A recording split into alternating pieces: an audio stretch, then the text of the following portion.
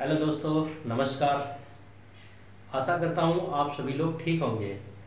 तो आज जो मैं टॉपिक लेके आया हूँ वो बहुत ही इम्पोर्टेंट टॉपिक है हमारे समाज के पर्सपेक्टिव से और इंडिविजुअल के पर्सपेक्टिव से भी वो इम्पोर्टेंट है। तो आइए जानते हैं आज का हमारा टॉपिक क्या है। आज का जो टॉपिक है वो inter operable criminal justice system. Inter operable, inter मतलब एक दूसरे के साथ तालमेल करके जो ऑपरेट होता है, तो inter operable criminal justice system. Criminal justice क्या होता है? क्रिमिनल जस्टिस का मतलब कि जो भी क्रिमिनल एक्टिविटीज होती है, तो जो एक्यूज पर्सन होता है उसकी क्रिमिनल करने के बाद से इन्वेस्टिगेशन या ट्रैकिंग से लेके लास्ट में कन्विक्शन तक का, मतलब जो उसका उसके ऊपर लॉ के हिसाब से या कानून के हिसाब से जो उसके ऊपर दोषारोपण सिद्ध होता है, उसके हिसाब से उसको पनिशमेंट मिलता है, यहाँ तक कि पूरी प्रोसेस को क्रिमिनल जस्टिस प्रोसीजर बोलते हैं। तो हम इसी के बारे में जानेंगे कि ये क्या चीज़ है, इसके ऊपर अभी लेटेस्ट में गवर्नमेंट ने क्या स्टेप्स लिए हैं इसके ऊपर, इनके बारे में हम जानेंगे। तो आइए शुरू करते हैं।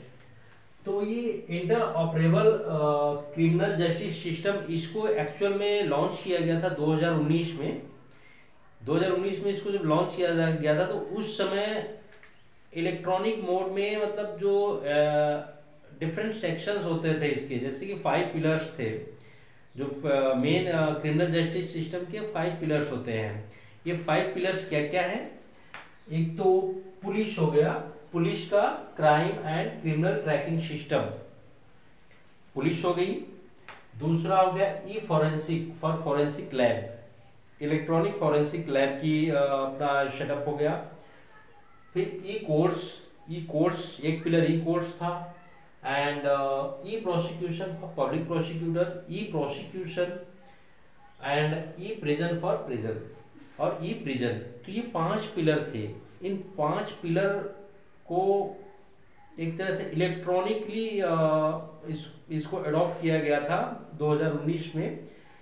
इसको जो है कि एक सेंट्रलाइज मोड में, सेंट्रलाइज वे में इसको एक इलेक्ट्रॉनिकली अडॉप्ट किया गया था। उसके बाद अभी जो इस समय लेटेस्ट में गवर्नमेंट ने इसको इंटीग्रेट करने की एक योजना बनाई है, उसी का नाम है inter operable criminal justice system.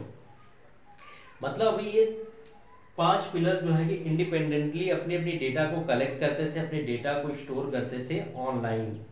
मतलब कि इंटरनेट के ऊपर इनके डेटा को आप आसानी से ले सकते थे। लेकिन अभी क्या होगा कि अभी ये 5 पिलर्स आपस में जुड़ जाएंगे।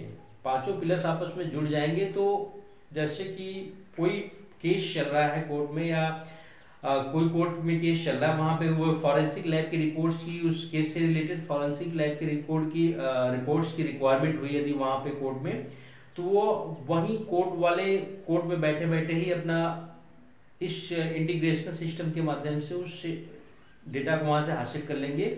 फिजिकली कुछ फॉरेंसिक लैब रिपोर्ट्स वगैरह कोर्ट में पेश करने की जरूरत नहीं पड़ेगी। ठीक उसी प्रकार से यदि जो है कि कोई किसी को प्रिजनमेंट का वहाँ पे कन्विक्शन होता है, जजमेंट होता है, जजमेंट के बाद किसी को अपना मान लीजिए कि जेल होती है, तो जेल में क्या होता है, ये प्रिजन यहाँ पे इसको कनेक्ट किया गया है कि वो जेल में यदि बंदा है तो वहीं से वो जेल के अंदर से ही यदि उसकी नीड्स हुई तो वीडियो कॉन्फ्रेंसिंग के थ्रू उस बंदे को वहां से ही, जेल के अंदर से ही उसका पूरा ट्रायल चल रहा होगा, उसको कोर्ट में फिजिकली प्रेजेंट होने की जरूरत नहीं पड़ेगी। तो ई कोर्ट का मतलब ये हो गया, तो वो भी आपस में इसमें जुड़ जाएगा। साथ में हो गया आपका police criminal and crime and criminal tracking system. Police हो गई। अभी कोई जो इवेंट्स होता है या कोई इंसिडेंस या कोई घटना घटती है तो सबसे पहले उसका फर्स्ट इंफॉर्मेशन रिपोर्ट्स कहाँ पे लॉन्च किया जाता है? पुलिस के पास। तो पुलिस का भी अपना जो है कि इलेक्ट्रॉनिक नेटवर्क सिस्टम है, एक नेटवर्क सिस्टम जिसके ऊपर पूरे डेटा को अपना अपलोड कर देती है। तो यदि कोई केस से रिलेटेड कोई इंक्वायरीज कुछ बात होती है कोर्ट में, तो पुलिस को वहाँ पे फिजिकली उस चीज़ को, उस एविडेंस को प्रूफ देने की जरूरत नहीं है। वो ऑटोमेटिकली कोर्ट जो है कि वहाँ पुलिस डिपार्टमेंट से उसको ले लेगी उनकी वेबसाइट पे जाके। तो ये सब बेनिफिट्स हैं कि इससे इस चीज़ को करने के पीछे जो गवर्नमेंट का मेन ऑब्जेक्टिव है वो ये है कि इससे हमारा जो ट्रायल सिस्टम है, जो ट्रायल है वो उसका स्पीडी ट्रायल होगा, और स्पीडली जो है कि हमारा जस्टिस डिलीवरी हो पाएगा। मतलब यदि कोई एक्यूज पर्सन है तो उसकी जो जस्टिस में इतना डिले होता है अभी कि ऑफिसों में फिजिकल मोड में फाइलें आती रहती हैं जाती रहती हैं, आने जाने में कितना टाइम लगता है। तो इन सब टाइम्स को बचाने के लिए गवर्नमेंट ने ये किया है, इलेक्ट्रॉनिकली इसको सब कुछ इम्प्लीमेंट कर रही है, ताकि कुछ फिजिकल ले जाने की जरूरत ना पड़े, सबूत के तौर पर फिजिकली ना ले जाने की जरूरत पड़े, सब कुछ ऑनलाइन अवेलेबल हो। जब जिसको जो जरूरत पड़े वो अपना क्लिक किया और वहाँ से इंफॉर्मेशन लेके उसके ऊपर जो है कि अपना फर्दर अपना डिसीजन दिया। तो स्पीड क्रिमिनल जस्टिस डिलीवरी के लिए गवर्नमेंट ने ये सिस्टम अडॉप्ट किया हुआ है, ताकि इसमें जो है कि टाइम की बचत हो सके। अच्छा, अब इस चीज़ को इम्प्लीमेंट करने का जिम्मेदारी किसको दिया है? तो इस चीज़ को इम्प्लीमेंट करने के लिए एनआरसीबी है। एनआरसीबी क्या होता है? National crime record bureau. National crime record bureau जो होती है वो हमारा एनुअल डेटा क्रिमिनल डेटा को कलेक्ट करती है। जितने भी सेक्टर्स होते हैं, जहाँ पे भी क्राइम्स होते हैं, जिस सेक्टर्स में, चाहे या फैमिली सेक्टर्स हो गया या फिर कॉर्पोरेट सेक्टर हो गया या पर्सनल सेक्टर, कहीं भी जो है कि किसी भी लेवल का क्रिमिनल ऑफेंस होता है तो उन सारों का डेटा कौन रिकॉर्ड करता है? हमारा एनआरसीबी, जो कि अंडर मिनिस्ट्री ऑफ होम आती है, होम मिनिस्ट्री के अंडर में आती है, वो करती है। और ये पूरा सिस्टम में जो पूरी क्रिमिनल जस्टिस सिस्टम सब कुछ होम मिनिस्ट्री के अंदर में ही आता है। तो ये एनआरसीबी इस चीज़ को इम्प्लीमेंट करवाएगी, और इसमें जो सॉफ्टवेयर टेक्नोलॉजी का जो यूज कर रहा है वो कौन सी संस्था कर रही है? तो एनआईसी कर रही है, national informatic centre. NRCB national informatic centre की मदद से इस इंटरऑपरेबल क्रिमिनल जस्टिस सिस्टम को जो है कि लॉन्च करने जा रही है गवर्नमेंट के परमिशन से। तो ये हो गया इसके बारे में। और इसका देखिए जो सबसे मेन उद्देश्य था वो तो यही कि स्पीडली जो है कि जस्टिस डिलीवर हो सके, क्रिमिनल जस्टिस डिलीवर हो सके लोगों को, और उसके साथ साथ जो है कि इजी डेटा शेयरिंग हो सके। वहीं जो मैंने पहले बताया कि इजी डेटा शेयरिंग मीन्स कि किसी को फिजिकली कुछ ले जाकर लेने या देने की जरूरत ना पड़े, सबको जिसको जो जरूरत है वो अपना अपने ऑफिस में या वर्किंग प्लेस पे ही उसको ऑनलाइन अचीव कर सके। तो इसका एक मोटिव ये भी है। अभी इस चीज के साथ ये नेशनल लेवल पे इस चीज को इम्प्लीमेंट किया जा रहा है। इसमें जो है कि स्टेट गवर्नमेंट का भी कोलैबोरेशन होगा, स्टेट गवर्नमेंट्स और यूनियन टेरिटरीज आपस में वो सब भी मिलेंगी इनकी इसके साथ, ताकि जो है कि कहीं पे भी किसी को भी जस्टिस देने की जरूरत पड़े तो ऑल इंडिया में कोई कहीं भी रहे, यदि उसके अगेंस्ट कोई एक्शन होना है तो वो ऑनलाइन सारा डेटा उसको मिल जाएगा। और इसमें खास बात यह है कि डेटा की एंट्री केवल एक बार होगी, किसी भी एक प्लेटफॉर्म पे होगी। मान लीजिए पुलिस के पास एक बार डेटा पूरा आपका पूरा बायोडाटा एंटर्ड हो गया, तो वही डेटा हर जगह जो है कि सर्कुलेशन में चलेगा, उसी डेटा के बेस पे आपकी फर्दर प्रोसीडिंग्स चलेगी। तो इसका ये बेनिफिट्स है कि बार बार हर जगह आपसे आपका डिटेल नहीं पूछा जाएगा, इसमें एक बार आपने डिटेल भर दिया फिर आपका उसी के आधार पे चलता रहेगा। तो इसलिए इस चीज़ को हमारे होम मिनिस्ट्री या हमारे होम मिनिस्टर साहब ने इसको बोला है कि वन डेटा वन एंट्री का कॉन्सेप्ट यहाँ पे इम्प्लीमेंट कराया गया है कि एक डेटा एक बार एंट्री होगा, उसका बार बार एंट्री नहीं होगा, है ना। लेकिन अभी ये चीज़ें तो लागू हो रही हैं तो इससे दिख तो रहा है सामने की चलिए अच्छी चीज़ हो रही है। अभी इससे हमारा जो है जो ट्रायल्स कोर्ट में चलते हैं, जो कोर्ट कचहरी का चक्कर लोग मार मार के थक जाते हैं, छोटे क्राइम में बड़े क्राइम हो तो उसमें, तो उस चीज़ से भी निजात तो मिल जाएगी। कहने मतलब कि यहाँ पे थोड़ा सा समय की बचत हो जाएगी, जो भी डिसीजन होगा सब फैक्ट एंड फिगर्स के आधार पे जो भी जजमेंट होगा कोर्ट के द्वारा वो जल्दी हो जाएगा। तो उससे लोगों को जो है कि फालतू के जो पैसे बर्बाद होते हैं कोर्ट कचहरी वकीलों के पीछे घूमने का, वो बच जाएगा, वो तो सही बात है। बट इसमें एक छोटी सी कंसर्न भी आ रही है, उसके ऊपर भी आप लोग भी फोकस करिएगा, थोड़ा सोचिएगा उसके ऊपर, और मैं भी थोड़ा अपनी तरफ से बताता हूँ वो क्या है। यहाँ पे सबसे बड़ा जो कंसर्न आ रहा है वो है प्राइवेसी का कंसर्न। प्राइवेसी का कंसर्न यहाँ पे बहुत you can say this is one type of very major issues which this scheme is going to be govern. वो क्या है कि प्राइवेसी कंसर्न इस सेंस में आ रहा है यहाँ पे कि आपका जो पर्सनल डेटा होगा वो डेटा आपका एक बार पुलिस वालों ने कलेक्ट कर लिया। सपोज आपने कोई ऑफेंस कमिट किया है, कोई के द्वारा गलत काम हो गया, कोई घटना घट गई है, तो उसके खिलाफ आपके खिलाफ कोई एफआईआर हो गया, आपका नाम रजिस्टर्ड हो गया पुलिस ऑफिस में, पुलिस थाने में जाके, तो वहाँ पर उन्होंने उस चीज़ को अपने डेटा बैंक में फीड कर दिया। डेटा बैंक में फीड कर दिया तो वो डेटा बैंक जो है कि पूरे इंडिया के लिए अवेलेबल हो गया, वो पूरे इंडिया के लिए अवेलेबल हो गया। और सपोज करिए कि आपको किसी चीज़ के लिए जेल में बंद किया गया, तो जेल से जब आप बाहर निकल गए तो भी आपका वो डेटा बैंक उसी में फीड ही रहेगा। ऐसे कितने होंगे वो डेटा बैंक को उसमें फीड रहेगा, उस डेटा बैंक से वहाँ से डिलीट नहीं कर रहे हैं। तो ऐसे क्या होगा, आपकी जो पर्सनल इंफॉर्मेशन है वो हमेशा वहाँ पे अवेलेबल है। तो इस चीज़ की जब क्रिमिनल मैपिंग करेंगे लोग, मतलब जैसे कि जो गवर्नमेंट अथॉरिटीज़ हैं वो कभी कभी अपना सिक्योरिटी, इंटरनल सिक्योरिटी चेक के लिए क्या करते हैं, क्रिमिनल ग्राफ का मैपिंग करते हैं कि किसी पर्टिकुलर एरिया में कितने क्रिमिनल बैकग्राउंड के लोग हैं, कैसे हैं। तो उनकी जब मैपिंग करेंगे, मैपिंग का मतलब कि वो जो डेटा होगा वहाँ पे डेटा बैंक में, वहाँ से उस डेटा को माइन करके उसके बेस पे प्लॉटिंग करेंगे कि इतने लोग इस एरिया में इस टाइप के क्रिमिनल एक्टिविटीज़ के लोग हैं। उसमें आप जो है कि हालांकि आप बरी हो चुके हैं, सब कुछ हो चुका होगा, आप उसके ऊपर कोई एक्शन नहीं हो रहा, आप एक कॉमन एक आम आदमी की लाइफ जी रहे होंगे, लेकिन उसके बावजूद भी जो है कि यहाँ पे ये प्रॉब्लम आ सकती है कि आपका भी उस डेटा मैपिंग जो होगा तो मैप में आपका भी नाम इंडिकेट हो सकता है। तो इससे आपके जो पर्सनल आपकी जो प्राइवेसी है उसको वो एक तरह से पब्लिकली एक्सपोज्ड होगा। तो I think that is not a good way, क्योंकि हमारे जो संविधान है वहाँ राइट टू प्राइवेसी हमारे को संविधान में मिला हुआ है। संविधान में हमारे मेंशन्ड है, राइट टू लाइफ के अंतर्गत आता है आर्टिकल 21 राइट टू लाइफ, जो हमको बताता है कि प्राइवेसी जो है कि एक फंडामेंटल राइट्स है। तो उस चीज़ का जो हनन यहाँ पे हो जाएगा। तो यहाँ पे हम ये नहीं बोल सकते कि जो पुलिस वाला वहाँ पे आपका डेटा रिकॉर्ड कर रहा है वो प्रॉपर मेंटेन कर रहा है, और जो डेटा वहाँ पे वो रिकॉर्ड कर रहा है उस डेटा के पीछे जो उसका इंटेंशन है कहीं वो बायस्ड तो नहीं है। यदि बायस्ड है मतलब भेदभाव के साथ है, यदि मान लीजिए किसी पुलिस वाले का किसी पर्सन के साथ कुछ बातचीत हो गई, कुछ कहा सुनी हो गई, तो बेवजह का जो उसका पूरा डिटेल्स ले जाके वो अपलोड कर देगा उस डेटा बैंक के ऊपर।